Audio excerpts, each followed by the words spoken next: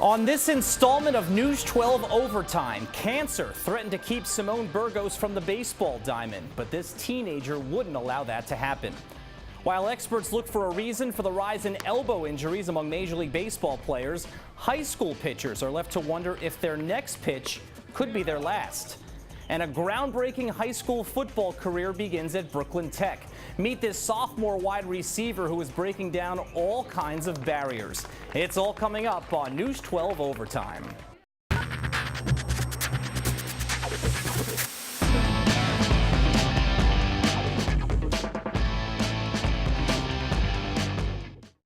Hi everyone, I'm Pat O'Keefe and welcome again to News 12 Overtime, our Emmy-nominated magazine show where we bring you the unique sports stories across the Bronx and Brooklyn, both on and off the field.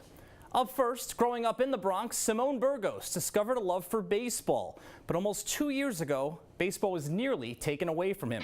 That's when his resiliency was put to the test. Our Dan Serafin shares with us the story of Simone's will to play. Simone Burgos in his element, playing backyard wiffle ball. Perhaps nothing for a teenage boy could be more normal. But for Simone, the ability to play is thanks to his ability to persevere. The Norwood section of the Bronx was where Simone first found baseball. It was a long time ago, so I just remember the field we went to and like the team I was on and stuff. I was on the Rangers. That was the first team, I think. At 5 years old, Simone played Little League in Mosholu, a second baseman. As we got older, I guess, baseball just stuck with us. By age 12, Simone was playing year-round. His older brother Camilo next to him on the diamond at first base. They sort of grew up in a milieu where there was sports around and activities and kids. But during the winter of 2013, Simone and his family were thrown a curveball. Chronic knee pain warranted a checkup. I thought it was just something with baseball, so I went to the doctor. He said just put like a knee brace on it, and like if it doesn't get better, call me back. So we did, and he sent me to orthopedist, I think, and they took an X-ray, and then they saw the tumor. Simone began treatment for cancer the next day. An amputation would be necessary, putting his baseball days in jeopardy. But the surgery that they told me about, they said I couldn't run a lot and stuff. So I was thinking like what else I could do. I could like maybe pitch or stuff, so I could still play baseball. But then that's why they told me about the surgery, so I could still run and play baseball and stuff. A rare procedure called a rotation plasty. Simone's upper leg would be amputated, his lower leg rotated 180 degrees and reattached. With a prosthetic, the ankle joint becomes the knee joint, giving Simone the ability to stay active and keep playing baseball. A lot of parents don't want to do it aesthetically. It's not as nice, but it gives the most mobility. Done in May of 2013, Simone quickly began exceeding expectations. 5 days later, he, literally came out of the hospital on crutches. When they wanted to wheel him out, put him in an ambulance to take him home, and he was like, no way.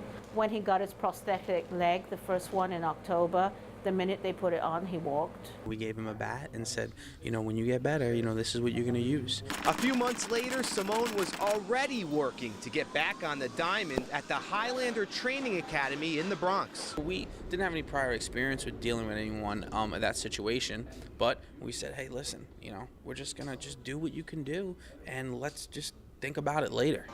And I think just having that where no one really, after a while, you don't even know. He's just doing everything else, and he just, and it took care of itself. Training was a step-by-step process. Simone had to get back the strength to walk, to run. There were bumps in the road. The running part, getting my muscles stronger to be able to run faster. Every once in a while, he may have had some tough days. I mean, we all do. But but he was more than willing to take the challenge on, and he really wanted to embrace it. Progress came slowly, but Simone was getting stronger. While he trained here in Pelham Bay, another cancer diagnosis in the family. This time, his mother. Like Simone, she began treatment immediately, and she continued to follow his lead. Simone's my hero, and that's why I've done so well, because I was like, if he could do it, then I can do it. By March of this year, Bridget was cancer-free.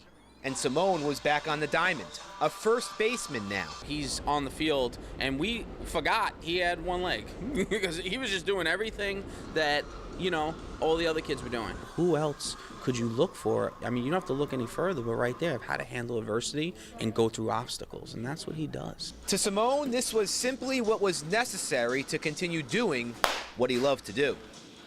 Dan Serafin joining us in studio. And Dan, how far does Simone realistically think he could take this baseball career? He played with his high school team last spring, and he'll play again this upcoming spring. He'll be trying out for the varsity team with the high school squad. And basically for Simone, it's just as far as his talent will take him. As you can tell from the story, he doesn't really think of himself any differently as any other kid that's playing baseball in high school. Did you get the sense at all that he feels sorry for himself? There's no pity in Simone as far as his condition was concerned. This was just something he had to do in order to keep playing baseball and keep being an active teenager. That's just not really in his DNA to feel that way, so no pity with Simone. He's certainly an easy athlete to root for. Thank you.